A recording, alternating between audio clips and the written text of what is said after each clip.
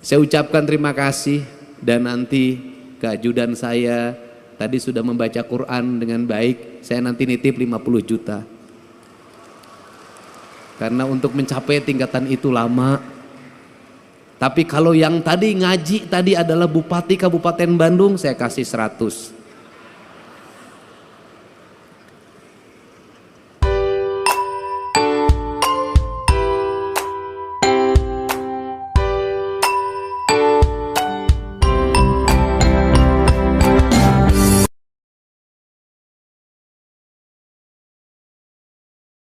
Roni Urban dan juga seluruh tamu undangan, selanjutnya kami berdua akan mengundang dengan hormat sosok berikutnya yang berada di atas panggung.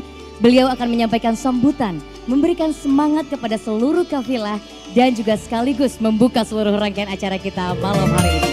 Langsung kami akan undang dengan hormat, kita akan apresiasi kehadiran beliau, Gubernur Jawa Barat, Kang Deddy Mulyadi.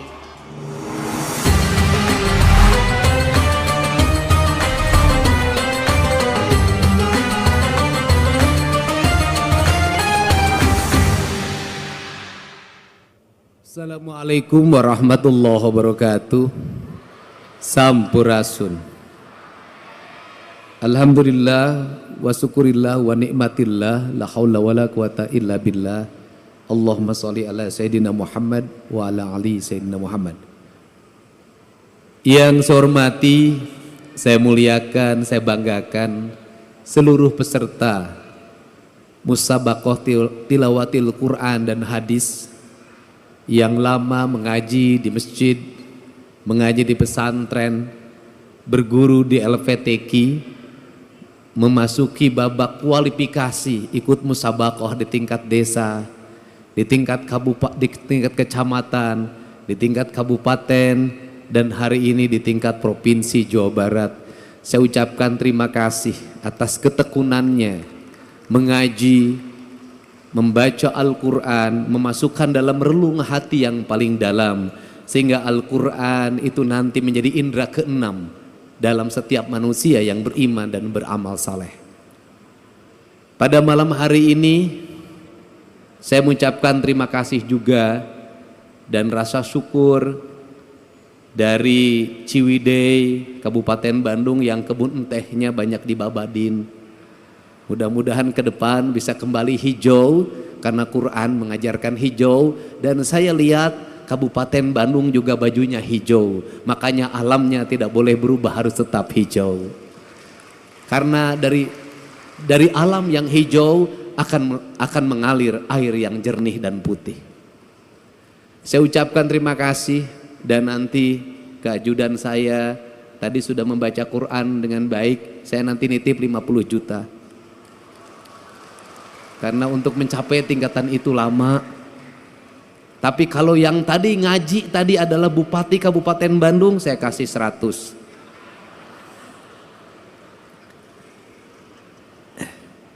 Saya mengucapkan terima kasih juga pada Kang Maman Imanul Haq.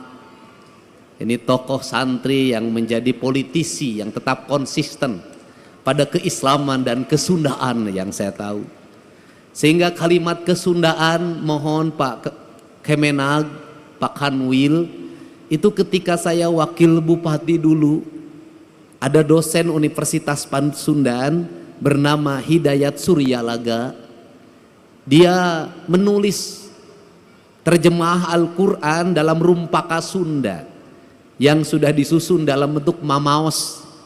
Dan saya minta di tahun depan itu masuk menjadi salah satu cabang yang diperlombakan, yaitu mamaos dalam bahasa Sunda, tapi isi mamaosnya adalah terjemahan Al-Quran. Saya ucapkan terima kasih juga, karena kalau tidak saya sebut nanti saya dimarahin oleh Pak Bupati. Kang Asep Romli, anggota DPR RI juga, keluarga besar, bedas, tepuk tangan, saya ucapkan terima kasih. Saya mengucapkan terima kasih pada Pak Ketua DPRD Provinsi Jawa Barat yang mewakili Pangdam 3 Siliwangi, yang mewakili Kapolda Jabar, yang mewakili Kepala Kejaksaan Tinggi Jawa Barat, yang mewakili Ketua Pengadilan Agama Provinsi Jawa Barat, Ketua Pengadilan Tinggi Provinsi Jawa Barat. Semoga kita semua dalam keadaan sehat walafiat. Saya mengucapkan terima kasih atas kehadiran Ibu anggota Komisi 5 DPRD Provinsi Jawa Barat, Ibu Humaira. Saya ucapkan terima kasih, bajunya putih sama dengan saya. Para bupati, para wali kota yang hadir pada kesempatan malam hari ini beserta istrinya, mohon sabar, saya tidak akan dulu beserta istri sampai wangsit nanti datang. Pak Ketua MUI, saya ucapkan terima kasih atas kehadirannya. Para Ketua LVTQ yang telah sukses menyelenggarakan kegiatan ini, seluruh tamu undangan yang berbahagia. Kita hari ini memasuki pada sebuah fase di mana kita mengagungkan Al-Quran. Al-Quran yang diagungkan oleh kita adalah Al-Quran yang dilihat dari sisi estetika pembacaan. Dari estetika pembacaan itu pada akhirnya akan lahir pemaknaan. Karena nilai-nilai agama kalau tidak disampaikan secara estetika, maka kita tidak akan bisa memahami Sang Maha Kuasa. Kita ini sampai hari ini memaknai Allah, sujud pada Allah, itu baru sampai pada tingkat estetika. Belum sampai pada tingkat hakikat, pada tingkat makna, pada makom spiritualitas yang tertinggi. Kita baru sampai pada tingkat estetik. Kita tertarik untuk salat dengan khusyuk manakala imamnya berestetika dalam mengimami kita semua. Kita bolak-balik pergi umroh, merasa nyaman sholat di Masjidil Haram, itu karena salah satu faktornya menurut saya, pertama jauh dari rumah sehingga tidak dikejar sama yang nagih utang di depan rumah. Meninggalkan pekerjaan-pekerjaan yang ada di rumah, seluruh problem ditinggal semua. Kemudian yang berikutnya juga imamnya memiliki kualifikasi orang yang mumpuni di dalam mengimami kita dalam hafalan Al-Qur'annya. Setelah itu jangan dilupakan, bukan hanya imam, teknologi sound systemnya yang sangat tinggi dan harganya mahal. Kemudian kita seringkali berlaku tidak adil. Berlaku tidak adilnya apa? Seringkali orang-orang yang berdakwah mengejek imam-imam yang ada di kampung kita, yang bacaannya tidak begitu sempurna, qiraatnya tidak begitu menarik. Kemudian juga diperbandingkan dengan Masjidil Haram, tidak adil. Kenapa? Imam di kampung kita, satu, hidupnya bukan hidup dari mengimami. Ngimaman macul terus kah sawah, ngimaman poe pare itu kahujanan, ngimaman pamajikan di imah gogorowokan. Dia tidak fokus menjadi imam. Yang itu yang pertama, artinya dari sisi keikhlasan dia lebih ikhlas dari siapapun, tanpa digaji oleh DKM-nya, tanpa digaji oleh negara. Dia mengabdikan diri secara total menjadi imam, menjadi khotib, mengajar anak-anak di surau, mengajar anak-anak di pengajian-pengajian. Menurut saya bisa jadi yang dekat dengan Allah adalah dia, bukan yang di Masjidil Haram, tanpa membandingkan.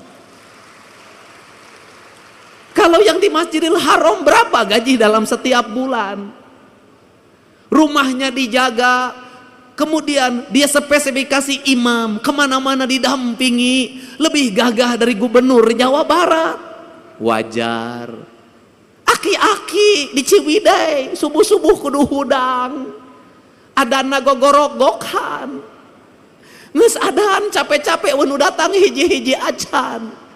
Anu tukang umroh ge datang di lemur nama rajin soten keur umroh. Kemudian ada satu peristiwa ini yang azan di masjid, saking pusingnya ketika azan subuh tidak ada yang datang, kemudian dia berinisiatif adzan jam 9 pagi. Pada waktu adzan jam 9 pagi semua orang datang. Ngamak. Sia gelo, cenah moanya adzan jam 8, ada naon sia teh? Si aki yang adzan jawab, sia nu gelo mah. Ku aing di adanan subuh sia teu datang, di adanan jam 8 sia datang. Artinya bahwa negeri ini tidak kurang orang-orang saleh. Siapa orang-orang saleh? Orang-orang saleh adalah orang yang setiap hari tekun mengajar ngaji anak-anaknya di surau-surau, di tajuk-tajuk, di langgar-langgar. Orang yang tekun setiap hari azan, orang yang tekun setiap hari ngimam, orang yang tekun setiap hari khutbah meskipun jamaahnya terbatas, tapi dia tidak pernah datang ke bupati untuk meminta honor. Itulah orang-orang hebat di negeri ini.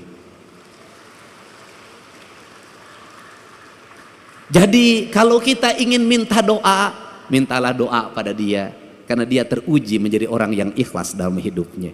Kalau kita ingin mencium tangan, ciumlah tangan dia, karena tangan dia lebih suci dibanding tangan yang lain. Dia mau mengorbankan diri dan waktunya demi peradaban, demi pendidikan, dan demi masa depan. Apa yang hilang di negeri ini hari ini? Yang hilang bukan orang yang hanya tartil baca Quran, tetapi yang hilang adalah tradisi mengaji. Seiring dengan pertumbuhan waktu, maka tumbuhlah di Indonesia modernisasi Al-Quran dengan metodologi pendekatan Iqra. Cara cepat menghafal Al-Quran, cara cepat membaca Al-Quran, prosesnya ditinggalkan. Lahirlah wisuda-wisuda TKA dan TPA di mana baik secara syiar, baik, hebat secara syiar, hebat. Tetapi di balik itu masjid-masjid sepi dari anak-anak mengaji. Tetapi di balik itu surau-surau kosong dari anak-anak mengaji. Tetapi di balik itu mereka tidak mengenal dan tidak dekat dengan masjid. Kenapa? Karena mengajarkan Al-Quran tidak di masjid. Karena mengajarkan Al-Quran tidak di surau. Akhirnya mereka yang penting bisa baca Al-Quran, tapi kedekatan emosi dengan masjidnya hilang. Akhirnya mereka jauh dari masjid. Yang kedua, hilangnya apa? Hilangnya proses. Dulu baca Al-Quran berlatihnya bisa 2 tahun baru bisa, 3 tahun baru bisa, ada yang 5 tahun baru bisa. Lambat sekali. Dari mulai ngeja, kemudian narawas, terus sampai belajar kuro, panjang sekali prosesnya. Dan pada waktu proses belajar itulah dia ke masjid. Dari proses itulah masuk perjalanan spiritualitas, kedekatan guru dengan murid, berlatih membaca Al-Quran, kemudian ada tingkatannya, ada yang levelnya pertama diajar pada level kedua diajar pada level yang ketiga diajar pada level yang keempat. Maka waktu maghrib yang kurang lebih 1 jam itu efektif untuk membangun 3 generasi. Generasi ngeja, generasi narawas, generasi yang kemudian belajar kuro, dan generasi yang lebih tinggi dari itu. Prosesnya berjalan, maka anak-anak tidak lepas dari masjidnya. Kemudian gurunya bukan hanya mengajarkan Al-Qur'annya, gurunya mulai mengajarkan makna. Maka anak-anaknya dilatihlah belajar puasa, belajar tirakat. Maka Al-Quran identik dengan pembelajaran tirakat, pembelajaran puasa. Kemudian pembelajaran tirakat itu apa yang dilahirkan? Maka Al-Quran itu tersublimasi dalam pikiran, dalam relung bawah sadarnya. Karena lahir dalam relung bawah sadarnya, maka ucapannya bisa jadi tidak tartil karena ustadznya ustadz kampung. Tetapi ingat, dalam ucapan yang tidak tartil itu lahir makna keikhlasan karena dia bersenyamayam dalam jiwa yang bersih. Jiwa yang bersih itu celik putih, celak herang, cang bulan, 14 jalan gede sasapuan, tegenek temaluk balumbang timur narawangan. Apa yang terjadi? Ucapan-ucapan dari ayat Al-Qur'annya saciduh metu saucap nyata. Maka doa-doa pendeknya menjadi doa-doa yang sampai tembus ke langit-langit ilahiyah. doa-doa pendeknya menembus batas, menembus pandang. Maka lahirlah anak-anak yang bercahaya. Karena lahirlah anak-anak bercahaya, maka anak itu tumbuh menjadi para pemimpin, tumbuh menjadi kaum-kaum pergerakan, tumbuh menjadi kaum-kaum perubahan. Maka ucapan-ucapan Allahu Akbar yang lahir dari surau-surau kecil itu melahirkan ucapan kebangsaan yang memerdekakan perbudakan, memerdekakan ketertinggalan, menjadi spirit dalam sebuah perubahan tanpa biaya apapun dalam kehidupannya ini. Maka berhati-hatilah ketika siar sudah begitu besar, ketika anggaran semakin membesar, bahkan jadi anggarannya sangat besar. Ada dua sisi mata pedang. Yang satu membukakan syiar terlihat di media sosial, tetapi yang lain bisa jadi meredupkan cahaya yang ada dalam setiap relung manusia. Maka untuk itu tadi saya berpesan, ini bukan forum balapan Formula E. Ini bukan forum liga. Ini adalah forum spiritualitas. Tidak penting menjadi juara umum, tidak penting. Tidak penting menjadi juara pertama, kedua, ketiga, tidak penting. Tetapi yang lebih penting dari itu adalah Al-Quran masuk dalam cahaya ketua penyelenggara, sehingga ketua penyelenggaranya menjadi adil dalam tindakannya. Al-Quran masuk dalam cahayanya gubernur Jawa Barat, sehingga gubernur Jawa Barat bertindak adil dalam kebijakan-kebijakannya. Cahaya Al-Quran masuk ke relung hatinya bupati, maka tindakannya menjadi adil. Dari gerakan membaca Al-Quran ini, maka terbebaslah orang-orang miskin, terbebaslah anak-anak yatim, terbangunlah peradaban hidup yang silih asa, silih asi, silih asu. Maka disitulah Al-Quran menjadi cahaya. Karena Al-Quran menjadi cahaya, maka Al-Quran bercahaya. Karena Al-Quran bercahaya, maka cahayanya terhampar. Maka Al-Quran tidak hanya dipahami tulisan yang ada dalam mushaf, yang kita lombakan, yang kita pertahankan, yang kita cium ketika ingin membacanya, yang kita simpan di atas kepala kita, yang kita simpan di rekal, dan ketika kita tidak berwudu maka tidak berani menyentuhnya, kayak saya NU. Tidak berani menyentuhnya. Tetapi di balik itu kita memahami gunung-gunung itu adalah hamparan Al-Quran. Sungai Citarum itu adalah hamparan Al-Quran. Sawah-sawah yang terhampar adalah hamparan Al-Quran. Matahari adalah hamparan Al-Quran. Bulan adalah hamparan Al-Quran. Bintang adalah hamparan Al-Quran. Seluruh yang ada, makrokosmos dan mikrokosmos adalah hamparan Al-Quran. Dan semuanya mereka bertasbih kepada Allah, yang dalam setiap waktu dia berucap Subhanallah walhamdulillah wala ilaha illallah. Kalau sudah seperti itu, maka surau-surau itu menjadi lentera penggerak. Kalau sudah seperti itu, maka kita adalah manusia yang paling bersyukur. Kenapa? Kita manusia yang paling bersyukur. Al-Quran diturunkan di Jazirah Arabia, di tanah yang tandus dan kering.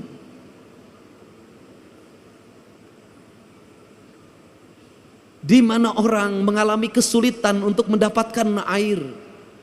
Kisah Nabi Ismail dengan Siti Hajar, bagaimana dia harus bolak-balik antar Safa dan Marwah untuk mendapatkan air. Begitu beratnya untuk mendapatkan air. Rumput-rumput mengering, batu-batu bertebaran, debu-debu berserakan di tempat-tempat di mana manusia mengalami kekeringan alam, lahirlah kekeringan hati, lahirlah kekejaman. Maka Allah menurunkan cahaya yang paling lembut hatinya, yang paling lembut hatinya. Siapa? Rasulullah Shallallahu Alaihi Wasallam. Lembut. Karena kelembutan kelembutan itulah Al-Quran diturunkan. Tidak mungkin Al-Quran turun, nur cahaya kebenaran yang hadir ke hatinya Kanjeng Rasul, kalau Kanjeng Rasul tidak memiliki kelembutan hati yang lebih lembut dari sutra apapun, tidak mungkin. Maka dari kelembutan itu lahirlah ucapan-ucapan yang lembut. Dari ucapan-ucapan yang lembut itu lahirlah ucapan-ucapan yang indah. Dari ucapan-ucapan yang indah itu mempengaruhi pikiran manusia lewat telinganya, karena lahir gelombang elektromagnetik yang dipancarkan dalam kekuatan spiritualitas, di mana angin-angin yang keras, debu-debu yang bertebaran dikalahkan oleh gelombang Al-Quran yang mempengaruhi pikiran manusia. Maka Allah itu berbuat adil. Al-Quran diturunkan di tanah tandus itu. Tetapi Al-Quran yang dikirimkan di tanah tandus itu dibawa lewat pendekatan budaya, tanpa kekerasan, tanpa peperangan, bercerita tentang kisah Ramayana, bercerita tentang kisah Mahabharata, bercerita tentang kisah Pandawa, ada dalam sosok Dharma Kusuma. Maka dicanangkanlah yang disebut dengan dua kalimat sabda. Dua kalimat sabda itu disebutnya layang damus kalimus syada, yaitu yang diletakkan pada pikiran seorang pemimpin sebagai nilai ajaran. Nilai ajaran itu melahirkan Pandawa 5, yaitu Dharma Kusuma, Bima, Arjuna, Nakula, lan Sadewa. Lahirlah gerakan politik kebudayaan para wali, mengenalkan agama Islam lewat pendekatan kebudayaan. Lahir simbol-simbol silib, sindir, sindang, siloka, sasmita. Kenapa? Karena dia berhadapan dengan masyarakat Sunda, masyarakat Nusantara yang tidak terbiasa dengan bahasa kasar. Dia terbiasa dengan bahasa simbol, bahasa makna. Karena dia terbiasa bahasa simbol, bahasa makna, maka masuk dalam ajaran, dalam pembelajaran. Quran pun disampaikan dalam pembelajaran dan ajaran. Kemudian rasa hormatnya ditinggikan. Quran diletakkan pada sebuah derajat yang sangat tinggi, diletakkan dalam lingkungan peradaban sederhana pedesaan. Lahirlah di kita. Apa keuntungan kita? Keuntungan kita lebih dari orang Arab. Keuntungan kita lebih daripada jazirah Timur Tengah. Kenapa keuntungannya? Kita mendapat dua. Satu, kita mendapat Al-Quran sebagai sebuah produk nilai ilahiyah yang memiliki nilai estetika yang sangat tinggi. Tetapi juga kita dilahirkan pada sebuah alam pasundan yang sangat indah. Ketika Quran bercerita tentang air yang jernih di surga, ketika Quran bercerita tentang hamparan gunung yang indah di surga, ketika Quran bercerita tentang buah-buahan yang nanti ada di surga, seluruh cerita-cerita itu sebenarnya adalah realita hidup yang kita dapati. Itulah Ciwidey, itulah Cipanas, itulah Pangalengan, itu realitas dunianya. Untuk itu, karena kita sudah diberi peradaban surga yang nanti akan kita sampai surga keabadian, maka pesan saya, kalau mencintai Al-Quran, rawatlah Cipanas sebagai simbol surga kesucian. Rawatlah Ciwidey, rawatlah Pangalengan, rawatlah gunung-gunung itu yang melahirkan air yang mengalir, bak sepenggal tanah yang diturunkan dari surga. Rawatlah pohon-pohon itu, karena itu adalah alam yang digambarkan oleh Allah dalam Al-Quran. Jangan terbalik. Satu sisi kita sangat memaknai Al-Quran dan menghormati Al-Quran sebagai ayat yang tertulis, tapi di sisi lain tangan kita merusak alam, padahal itu adalah ayat yang tidak tertulis. Jadi saya tidak mau lagi dengar ke depan. Mudah-mudahan saya akan berusaha dengar Cipanas, berubah pikirannya menjadi jelek. Dengar Ciwidey, berubah pikirannya menjadi jelek. Dengar Pangalengan, berubahlah pikiran menjadi jelek. Saya ingin ketika mendengar itu, maka denyut nadi kita berkata, ya Allah, ku dapatkan surga di tanah Sunda. Suatu saat surga itu tetap akan terjaga sampai aku bertemu denganmu di alam surga keabadian. Kemahaindahan. Untuk itu saya mengucapkan terima kasih pada hari ini kita bersama-sama memaknai makna-makna Al-Quran, memasukkan Al-Quran dalam relung batin kita sebagai bentuk cahaya atau nur yang menuntun kita dalam indera alam bawah sadar kita. Karena indera alam bawah sadar itu pada akhirnya akan senantiasa menjadi petunjuk, dan petunjuk itu akan lahir bagi orang-orang yang menjaga rasa dan cintanya. Karena petunjuk hanya akan lahir pada orang-orang yang memiliki kelembutan hati, kedamaian jiwa, dan ketenangan relung diri.